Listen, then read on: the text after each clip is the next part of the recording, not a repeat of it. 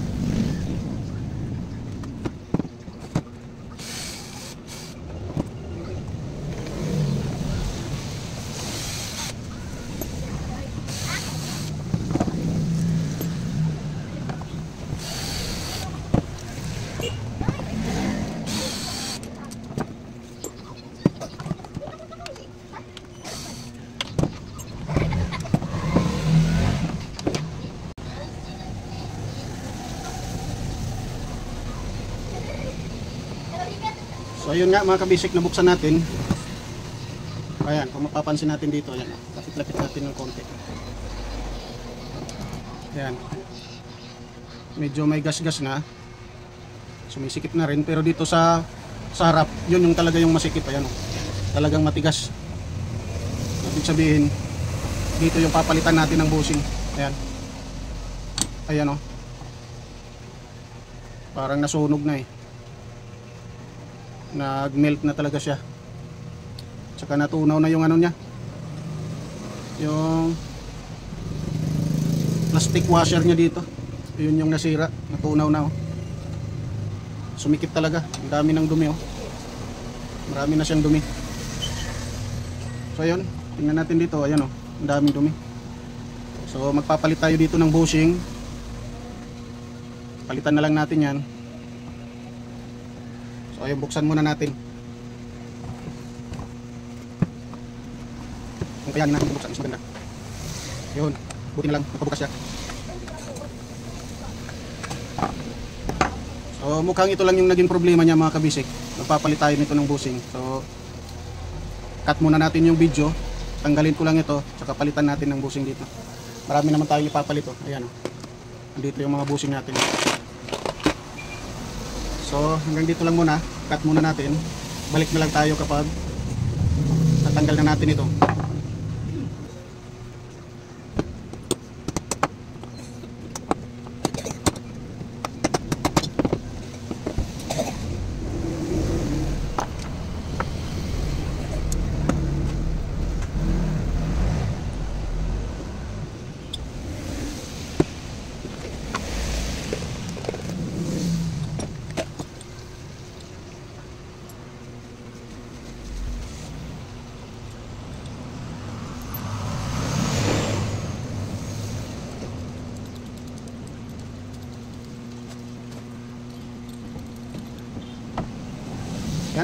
dito lang tayo magbalik ng kanyang cap dito sa ating bushing. Ginagamitan natin ito ng bolt para mas madali. Technique lang yan para mas madali tayo makapabalik. Saan tayo ng clutch screw. Okay lang natin dito.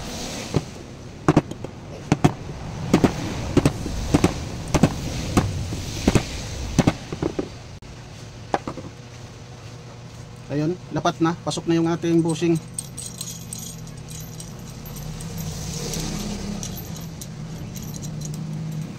So maghahanap na lang tayo ng liha para malinisan natin yung kanyang shafting. So ayun, bago na yung bushing nya. Ito na yung napalitan natin. Marumi na masyado, ayan, natunaw na yung rubber nya. Kaya ito bago na. Ayan. Ganun lang magpalit. Gamit ka lang nito.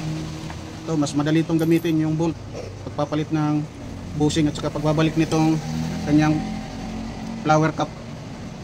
Mas madali pag ganito mayroon ka nito.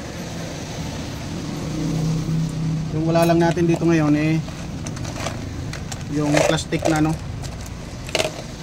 yung plastic na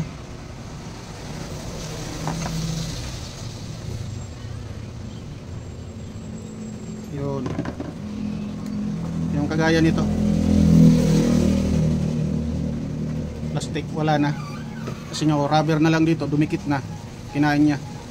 So linisan muna natin ito, hanap lang tayo ng manipis na liha para malinis natin ito.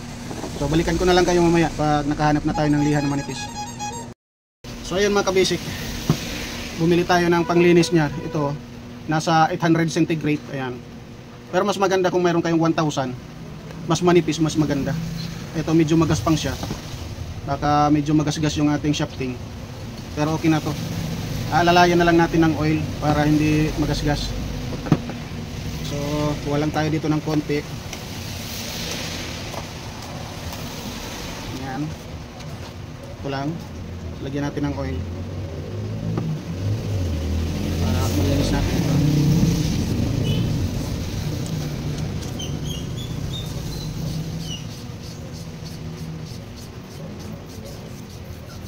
Medyo may gasgas na rin yung may tama na yung shafting, pero okay pa yan. Medyo may tama na yung shafting, kuha lang tayo ng basahan.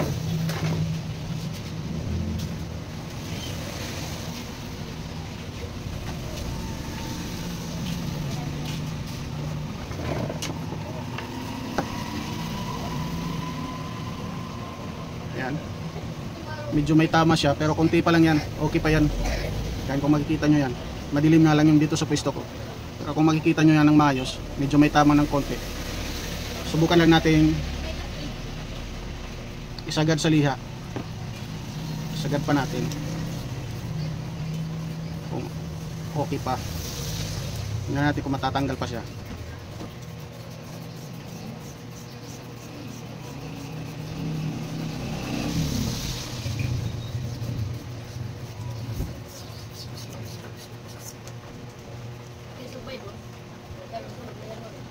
Ayan, mayroon pa rin. Isa pa. Baka kayanin pang matanggal, no?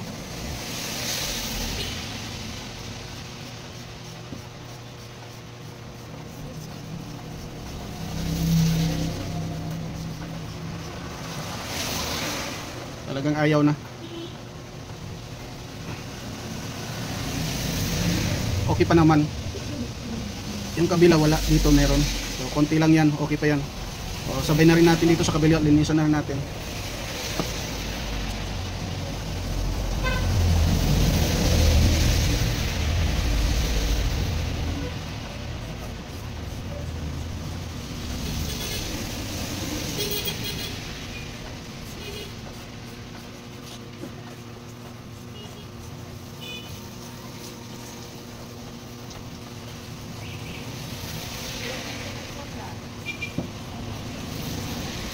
Okay na.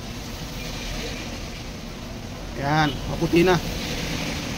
Maputi na siya. Okay na siya. Babalik lang natin ito. Tapos subukan na natin. So ito yung nakakasira sa kanya. Yung oil pump niya, wala nang oil. So dagdagan natin ng oil.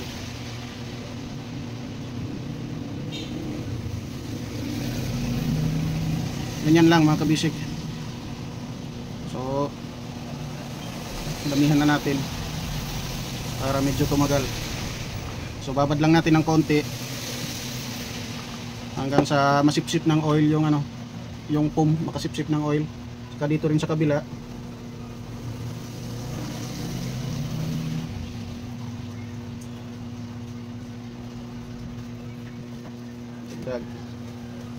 Ayan, hayaan muna natin yan ibabad mga ilang minuto lang. Tapos balik na tayo sa pag-assemble. So balikan ko na lang kayo kapag sinipsip na yung oil dito. I-assemble na natin ito. Pagkatapos testing natin. So ayan mga kabasic, no. Wala na yung oil. Nasipsip na yung foam. Ayun, nandun na sa foam. So kailangan na natin ibalik ito. Mayroon na rin tayong nakitang pamalit na ano, pinaka washer nya.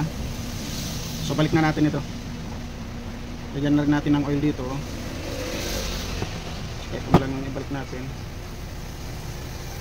So ulit. Ayan. Balik natin dito. Yun. Lagay natin itong washer dito. Ayan. Saka balik natin yung cup. Lagyan na rin natin ng oil para mas maganda. Ayan. Takip na. Para masubukan natin. Ayan. Ang gan na. Ang ginhawa na. Oh. Balik natin yung mga screw na.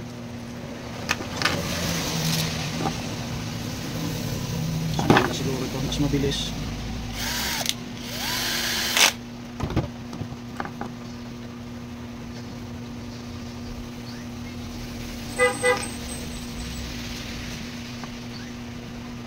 Ito muna, baliktad.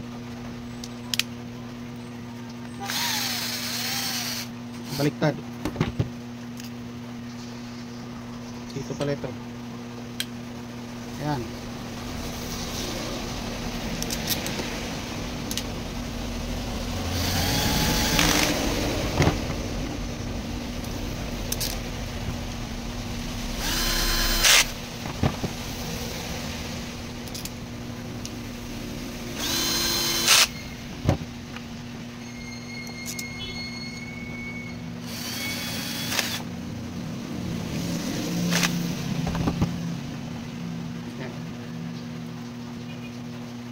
Paluin lang natin para ma-align.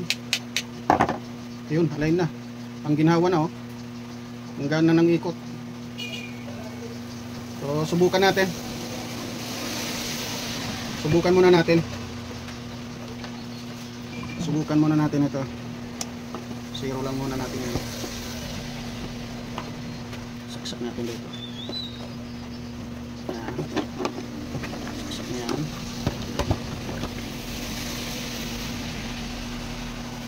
Number 1. Yun, naikot na. Oh, ang galing. Number 2. Number 3, naikot na. So, okay na yung wall pan natin. So, ganun lang kadali mga kabisik, no? Kumbaga, may sarili kayong electric pan. Ganun yung problema. Yung sumikip dito yung bushing. Ganun lang yung gawin nyo. So, makakalibre na kayo sa technician. Ito, hindi siya nakalibre. Hindi siya mismo yung gumawa. Pinaayos sa atin. So, babayad siya ng 300 sa atin. Ayan. Balik ko lang lahat yung cover saka yung fan nya, katapos testing natin ulit. So fast forward tayo mga kabisik.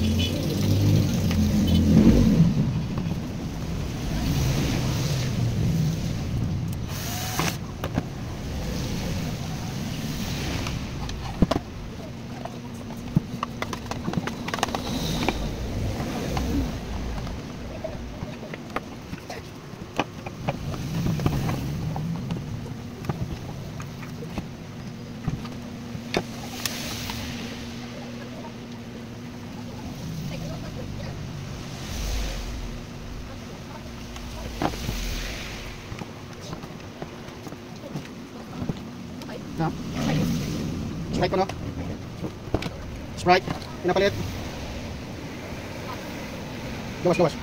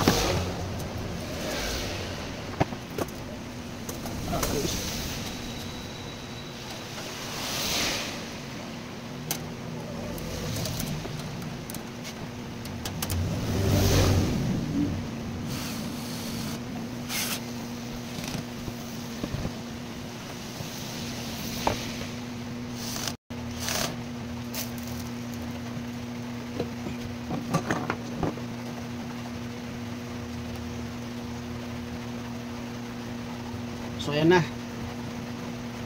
Subukan na natin ito. Yan, naka-plug na rin, oh. Subukan na natin. Wow. Yun. Number 2. Yun, malakas. Number 3. Mas malakas.